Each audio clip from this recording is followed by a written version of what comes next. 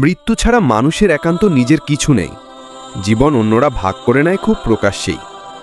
জাহাঙ্গীরনগর ইউনিভার্সিটির একটা ছেলের মারা যাওয়ার খবর দেখে হুট করেই মনে হলো, মৃত্যু ছাড়া আমাদের আসলে নিজের বলতে আছেটা কি? এই ছেলেটা গ্র্যাজুয়েশন করেছে, বিয়ে করেছে, 2টা বাচ্চা আছে, বউ আছে, 41তম বিসিএসে সুপারিশ পেয়েছে, 43তম ভাইবাও দিয়ে ফেলেছে। এই এত এত স্ট্রাগল, এত এত পরিশ্রম এক মুহূর্তে শূন্য হয়ে গেল।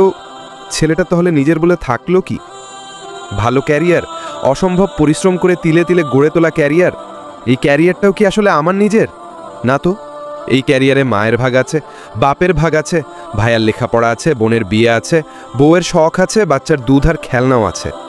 এবং এই একটা ক্যারিয়ার বানানোর জন্য মানুষের সব কিছুই ছাড়তে হয়, লিটারালি সব কিছুই। টাকার ব্যাপারটা তো আছেই, সময়ের ব্যাপারটাও খুব ভাইটাল।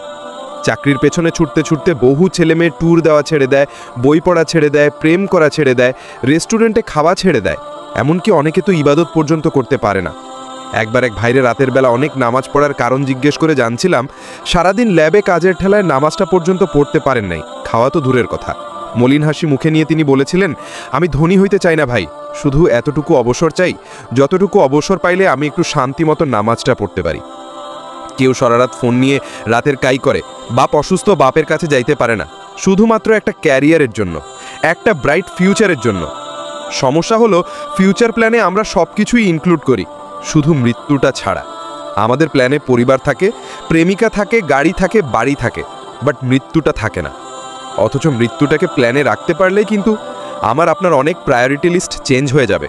সেন্ট মার্টিন ট্যুরটা দিয়ে ফেলা যাবে, ওয়ার এন্ড পিসটা পড়ে ফেলার সময় হবে, তাহাজ্জুদ পড়ার সময়টাও বের করে ফেলতে পারবেন।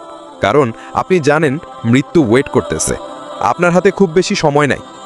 না, আমি নিজে বোহেমিয়ান টাইপ মানুষ না, আপনাকেও বাউন্ডুলে হতে বলতেছি না, বরং পরিবারকে আমরা ওন করব, ভালোবাসবো, দায়িত্ব পালন করব, সবটাই করব। সাথে সাথে ওন করে নিব আমাদের দুর্বলতাকেও, আমাদের মৃত্যুকেও। তখন দেখবেন কিছু কাজ যেটা আপনি একান্তই আপনার বলে অবহেলায় ফেলে রেখেছেন, কাজটা আপনার করা হয়ে যাবে। মৃত্যু আপনার পরিবারের পাশাপাশি আপনাকেও আপনার কাছে গুরুত্বপূর্ণ করে তুলবে। জীবন নিয়ে প্ল্যান করার সময় একটা জিনিস মাথায় রাখেন, জীবনটা আপনার না, এখানে আপনার ভাগ কম। আপনার জীবন আপনার চোখের সামনেই ভাগ করে নেবে আপনার পরিবার, আপনার বন্ধু বা আপনার আত্মীয়রা। বাট মৃত্যুটা আপনার একান্তই নিজের। আপনার মৃত্যুর ভাগটা কেউ নেবে না, ওইটা আপনাকেই নিতে হবে। তাই যে কোনো প্ল্যানে জীবনের আগে মৃত্যুর কথাটা থাকা চাই। কষ্ট করতে করতে নিজের যন্ত্র করে ফেলার আগে মনে থাকা চাই কবি ইমতিয়াজ মাহমুদের লেখা 2টা লাইন, মৃত্যু ছাড়া মানুষের একান্ত নিজের কিছু নেই, জীবন অন্যরা ভাগ করে নেয় খুব প্রকাশ্যেই।